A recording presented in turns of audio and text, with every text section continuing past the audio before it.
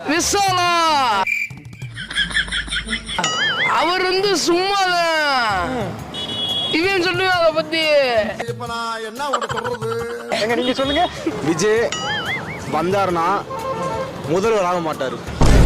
அதே முதல் நான் உங்ககிட்ட விளையாட்டா பேசுற புறாடிக்கு நம்பிட்டீங்க.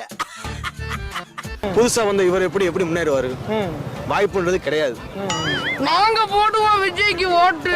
ஆடுறா ஃப்ளோவா போய்கிட்டு இருக்கல, கூட பேசினா மறந்துட. சினிமா நடிகர் எதுக்காண்டி கட்சிக்கு வர்றாங்கன்னா அவங்களோட நடிப்புற வயது வந்து முடிஞ்சிருச்சு. பின்னாடி சொத்து சேர்க்கறதுக்கு ஆள் இல்ல. அப்ப ஏன் ரஜினி இன்னும் வரல? ரஜினி வந்துட்டாருடா பாபா கட்சி.